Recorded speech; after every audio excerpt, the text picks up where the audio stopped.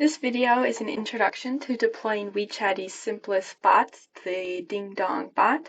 So I've navigated to Wechaty's Getting Started GitHub repository, and this is a simplified version of the Wechaty project that's meant for beginners to get familiar with Wechaty. So we can easily deploy the Ding Dong bot. All we have to do is first clone the project locally. Then we'll go ahead and cd into our project file, and we'll first use make install to install all of our dependencies that we need for deploying the Ding Dong bot. Just note that this requires already having Node.js and npm installed on your local device. With everything installed, I'll go ahead and open the Ding Dong bot file, and first taking a look at the functioning.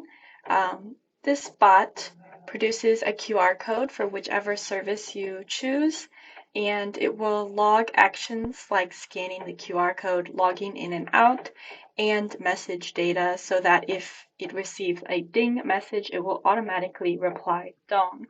And down here, you can add specifications for your Ding Dong bot, but we can first run the project file as is without any changes.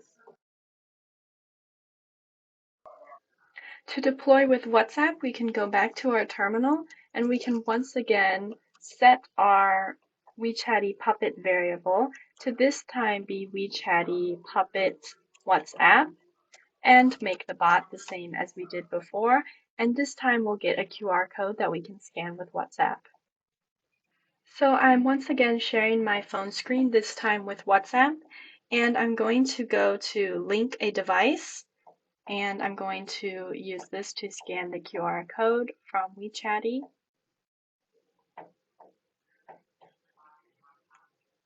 And now that my device is successfully linked, I'm going to open WeChat here with another account, and I'm going to send the message ding to this account that I just logged into.